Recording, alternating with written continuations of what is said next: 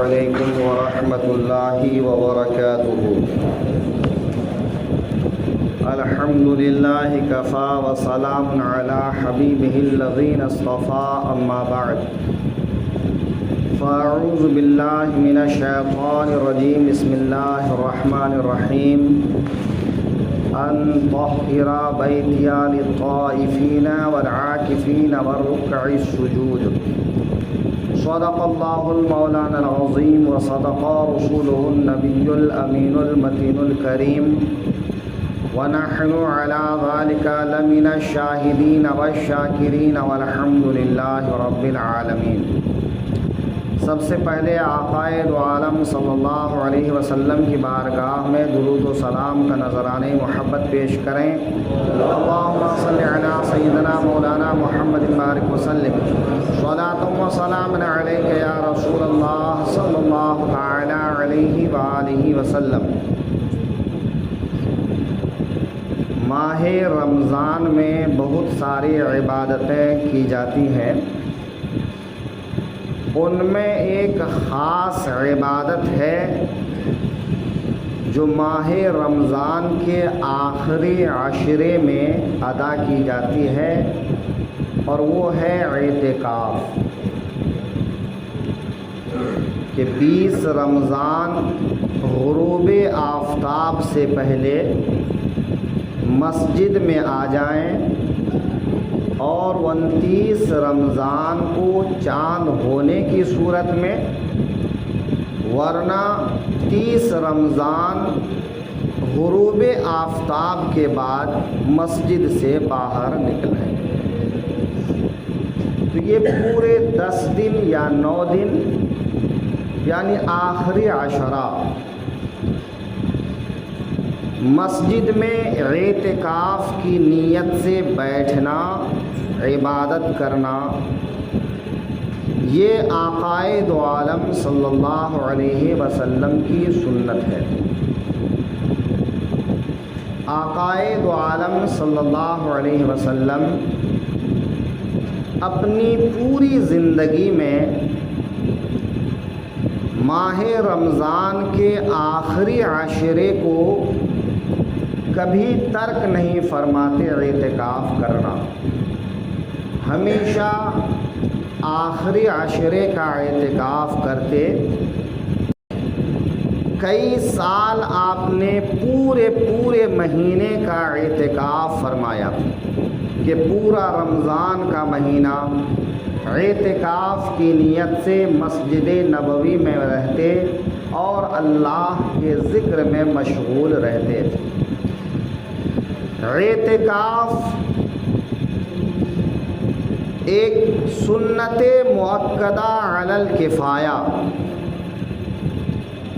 سنت مؤکدہ ایسی سنت جس کو اللہ کے حبیب نے کبھی ترک نہیں فرمایا،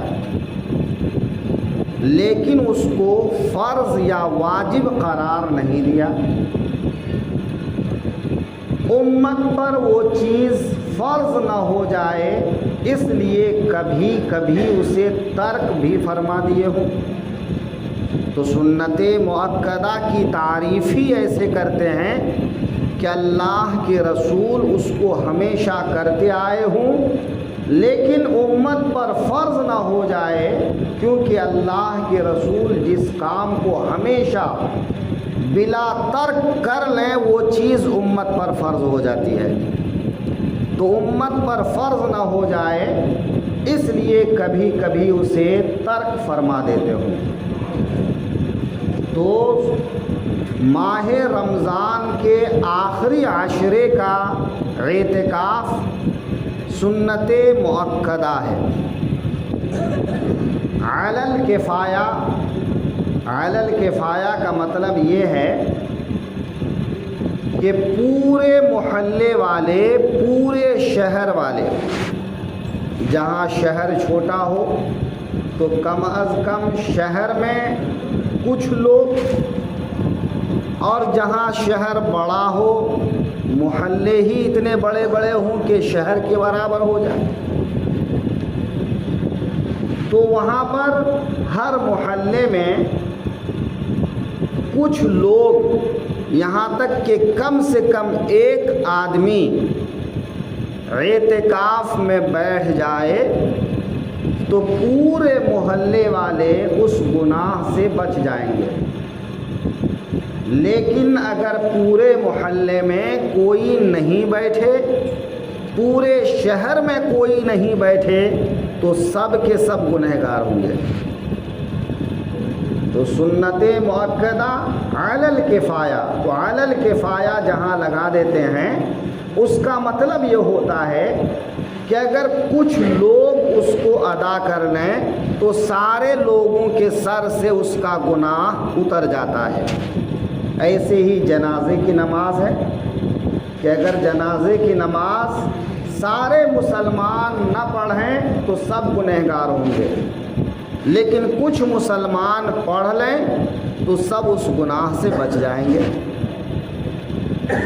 تو آخری عشرے میں اعتکاف کرنا سنت مؤکدہ علی الکفایہ ہے۔ ایک اعتکاف مستحب ہے۔ مستحب اعتکاف کے لیے کوئی وقت مقرر نہیں ہے۔ آپ جب بھی مسجد میں آتے ہیں اعتکاف کی نیت کر لیں تو آپ کو اعتکاف کا ثواب ملتا رہے گا۔ جب مسجد سے باہر چلے جائیں اس اعتکاف کا وقت ختم ہو گیا۔ اور ایک اعتکاف واجب ہو جاتا ہے اگر کوئی اس کی منت مان لے تو۔ یہ منت مان لیا کہ اس سال یا کسی سال، جیسی وہ منت مانے، وہ اتنے دن یا ماہ رمضان کے آخری عشرے میں یا کسی اور مہینے میں اتنے دن کا وہ اعتکاف کرے گا تو اب اس کو اتنے دن کا اعتکاف کرنا واجب ہو گیا، چاہے وہ رمضان مہینے میں یا اور مہینے میں، یعنی جب کی وہ منت مانے گا تب کا اعتکاف اس پر واجب ہو جائے گا۔ تو آج ہماری گفتگو کا جو عنوان ہے وہ ہے سنت مؤکدہ علی الکفایہ، جو ماہ رمضان کے آخری عشرے میں ادا کرتے ہیں۔ یہ اعتکاف ہر ایسی مسجد میں جہاں جماعت مستحبہ کے ساتھ نماز ادا کی جاتی ہو وہاں کرنا درست ہے۔ اگر وہاں جمعہ کی نماز بھی ہوتی ہو، خطبہ بھی ہوتا ہو تو یہ زیادہ بہتر ہے۔ جتنی بڑی جماعت ہوگی اس مسجد میں کرنے کا اتنا ہی ثواب ملے گا، یہاں تک کہ سب سے زیادہ ثواب مسجد حرام میں اعتکاف کرنا، اس کے بعد مسجد نبوی میں اعتکاف کرنا، اس کے بعد مسجد اقصی میں اعتکاف کرنا، پھر دنیا کی ہر وہ مسجد جہاں جماعت بڑی ہو وہاں زیادہ ثواب ہے، لیکن جہاں کہیں بھی مستحب طریقے پر جماعت کے ساتھ 5 وقت کی نماز ادا کی جاتی ہو وہاں پر اعتکاف کرنا درست ہے مردوں کے لیے۔ خواتین اگر اعتکاف کرنا چاہیں تو وہ اپنے گھر میں پہلے سے اگر نماز کے لیے کسی جگہ کو مقرر کر لیے ہوں تو اس جگہ اعتکاف کریں، یا رمضان مہینے میں کسی جگہ کو مقرر کر لیں اور اسی جگہ پر اپنی نماز پڑھیں اور اعتکاف کی نیت کے ساتھ اسی جگہ پر بیٹھیں۔ اعتکاف ایسی عبادت ہے کہ انسان اپنا گھر بار چھوڑ کر، اہل و عیال چھوڑ کر، خیش و اقارب چھوڑ کر دوست احباب چھوڑ کر، اپنا کاروبار چھوڑ کر، دنیا کے سارے مشاغل چھوڑ کر وہ اللہ کی خاطر اللہ کے گھر میں آ کر اللہ کا ذکر کرتا ہے، یہ بہت بڑی فضیلت ہے۔ آج جب کہ ہمارا حال یہ ہے کہ صبح سے شام تک نہ زبان کی حفاظت، نہ آنکھوں کی حفاظت، نہ سوچ بچار کی حفاظت، نہ جانے ہم لوگ کیسے کیسے گناہوں میں مبتلا رہتے ہیں۔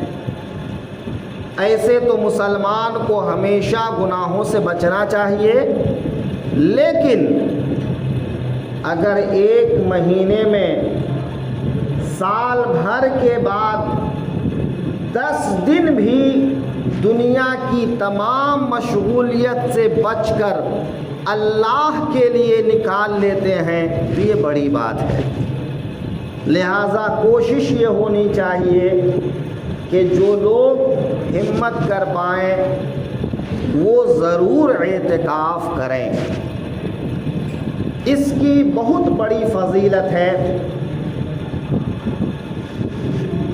رمضان کے مہینے میں شب قدر ہے، شب قدر کی عبادت 1000 مہینوں کی عبادت سے افضل ہے، لیکن فقہائے کرام اور عقائد عالم کی احادیث کی روشنی میں شب قدر کے تعلق سے جو وضاحت ملتی ہے وہ ماہ رمضان کے آخری عشرے میں طاق راتوں میں، طاق رات کہتے ہیں جو بنا جوڑ والی رات ہے، جیسا کہ 21ویں رات، 23ویں رات، 25ویں رات، 27ویں رات، 29ویں رات۔ تو ماہ رمضان کا آخری عشرہ،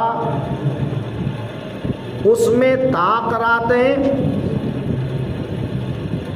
اب اگر آدمی معتکف ہے، اعتکاف میں بیٹھا ہے، تو وہ ضرور اس رات کی عبادت کو پائے گا،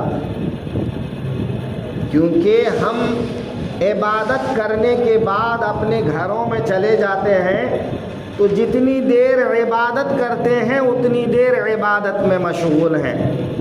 ہم گھر چلے گئے تو اپنے کام کاج میں مصروف ہو گئے، وہاں سو گئے تو وہ سونا جیسی نیت ہوگی اس لحاظ سے اس کا ثواب ملے گا یا نہیں ملے گا۔ لیکن مسجد میں اگر اعتکاف میں بیٹھے ہیں تو جتنی دیر اللہ کا ذکر کریں گے ذکر کا بھی ثواب ملے گا اور اعتکاف کا بھی ثواب ملے گا، مسجد میں رہنے کا بھی ثواب ملے گا اور دوسری نماز کے انتظار کا بھی ثواب ملے گا۔ تو اگر شب قدر کو کچھ دیر عبادت کر کے سو بھی گئے تو جتنی دیر آپ سو رہے ہیں اس وقت بھی آپ اعتکاف میں ہیں۔ یہ معتکف جب مسجد میں بیٹھ کر اعتکاف کر رہا ہے تو وہ سونے کی حالت میں بھی اعتکاف کر رہا ہے، اور اعتکاف عبادت ہے تو یہ سونا بھی عبادت ہے۔ اچھا، جب تک آپ مسجد میں سو رہے ہیں تو مسجد میں ہیں تو مسجد میں رہنے کا بھی ثواب ہے۔ تو اعتکاف کرنے والے سے شب قدر کی عبادت چھوٹتی نہیں ہے، ضرور اس کو اس کی عبادت کا موقع مل جاتا ہے، اور جسے شب قدر میں عبادت کا موقع مل جائے تو اس رات عبادت کرنا میرے آقا کریم کی احادیث کی روشنی میں، قرآن کریم کی روشنی میں جہاں بہت ساری فضیلتیں ہیں ان میں یہ ہے کہ اس ایک رات کی عبادت 1000 مہینوں کی عبادت سے بھی افضل ہے۔ لہذا کوشش کیجئے کہ ماہ رمضان کے آخری عشرے میں اعتکاف کیجئے۔ ہاں اگر کوئی شخص تنہا ہے کہ گھر کی ضروریات پوری کرنا ضروری ہے، کوئی اور دوسرے فیملی ممبر نہیں ہے جو ان کی گھر کی ضروریات پوری کریں تو کوئی بات نہیں، لیکن جن کے گھر میں اور بھی دوسرے افراد ہیں تو ان کو کوشش کرنا چاہیے کہ وہ اعتکاف میں ضرور بیٹھیں، کہ پھر گھر کا نظام تو الحمدللہ چلتا رہے گا۔ تو اگر کوئی تنہا ہے وہ نہیں کر پاتا تو ٹھیک ہے، ایک الگ بات ہے، لیکن جن کے گھر میں اور افراد بھی ہیں کہ گھر کی ضروریات، گھر کا سامان لینا دینا وہ کر لیں گے، تو وہ ضرور اعتکاف کیا کریں تاکہ اس عبادت سے وہ خود بھی ثواب حاصل کریں اور وہ جن لوگوں کے لیے بھی دعا کریں ان کو بھی اس کا فیض ملا کرے۔ انشاءاللہ اس کے جو مسائل ہیں وہ پھر آگے بیان ہوتے رہیں گے۔ السلام علیکم۔